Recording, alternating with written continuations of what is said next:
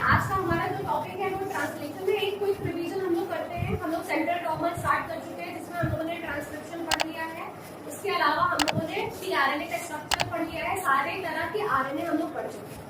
आज कल tRNA topic हो गया है, सबको समझ में आ गया है कि कौन सा लूप है, कौन सा स्टेप है, ये सारी बातें हम लोग कर रहे हैं। आज हम लोग नया टॉपिक स्टार्ट कर रहे हैं, ट्रांसलेशन। इस ट्रांसलेशन की प्रोसेस में एमआरएनए प्रोटीन में कन्वर्ट होता है। एमआरएनए जो कि यहाँ पर मैच्योर आरएनए है, बिल्कुल कंफ्यूज मत होइएगा। मैच्योर आरएनए आपको पता है जो कि एचएनआरएनए से बनता है after the process of splicing. इसमें इंट्रॉन जो होते हैं वो एग्जिट हो जाते हैं और एक्सॉन आपस में अटैच हो जाते हैं।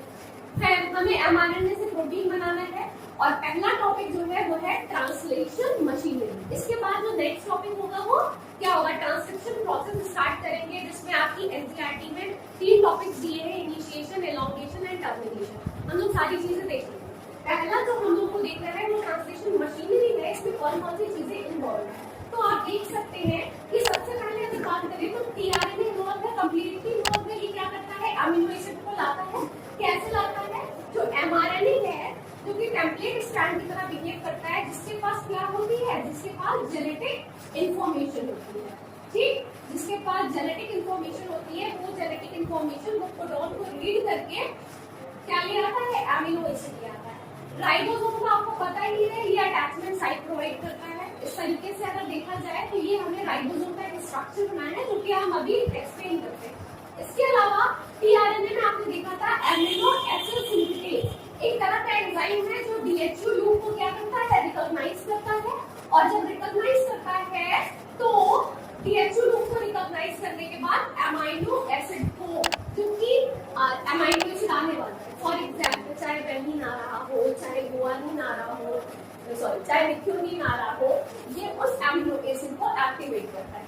ठीक, इतनी बात समझ में आ गई। अगर देखा जाए कि यहाँ पर प्रोसेस एक शॉर्ट फॉर्म में, इसको स्ट्रक्चर मत समझ लेना ट्रांसलेशन का, ये आपको एक इंट्रोडक्टरी वे में हम समझाने की कोशिश कर रहे हैं कि मान लीजिए ये यूकैरियोटिक राइबोसोम है। आपने कैसे अंदाजा लगाया, 60S और 40S से। अगर ये प्रोकैरियोटिक होता तो यहाँ 50S होता और यहाँ पर 30S होता। याद है ना सारी बातें।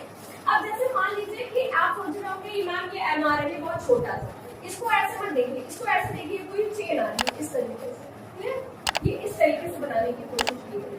तो ये एमआरएनए है, यहाँ पर इसका कोडॉन होगा। यहाँ पर देखिए ये रेस्पेक्टिव टीआरएनए आ गया और इसके पास कौन सा साइट है, एंटीकोडॉन लूप है।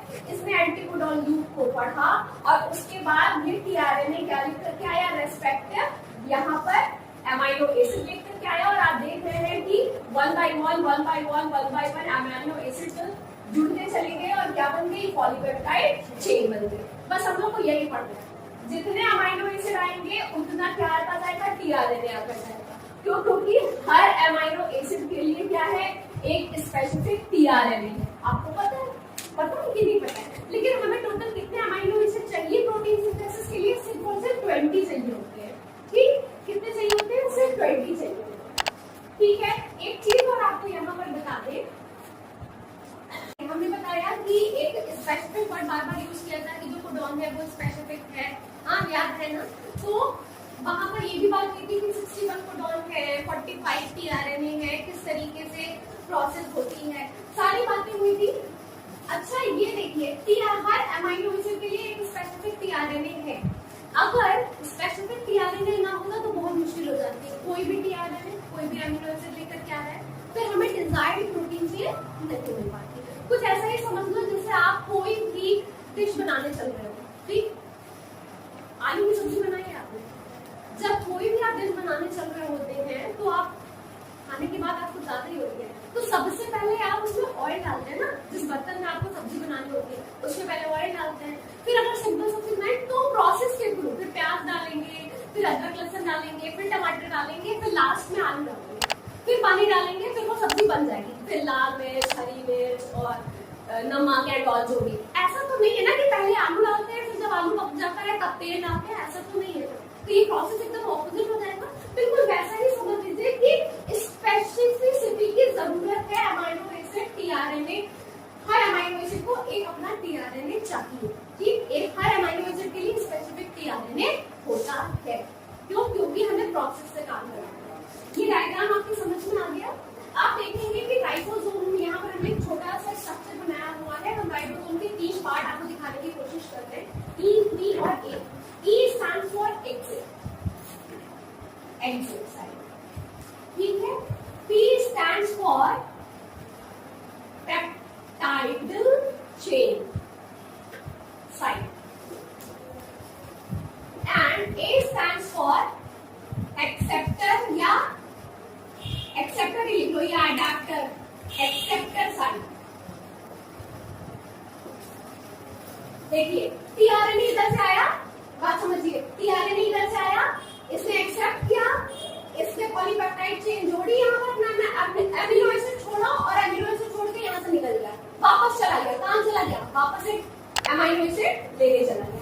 बिल्कुल वैसे ही ये टीआरएनए आया रहा होगा, इसने यहाँ पर अमाइनो एसिड जोड़ा और ये इधर एग्जिट कर जाएगा, फिर जाएगा वापस, फिर एक अमाइनो एसिड लेकर आएगा, यहाँ इसे एक्सेप्ट किया जाएगा, हाँ ठीक है भाई तुम ये वाला अमाइनो एसिड लाए हो, हाँ बिल्कुल सही है, क्योंकि अमाइनो एसिड अगर ये स्पेसिफिक नहीं होगा तो याद कीजिए कि एक अमाइनो एसिड की गड़बड़ी की वजह से हमने सिकल सेल एनीमिया देखा था ना, चैप्टर नंबर 5 में।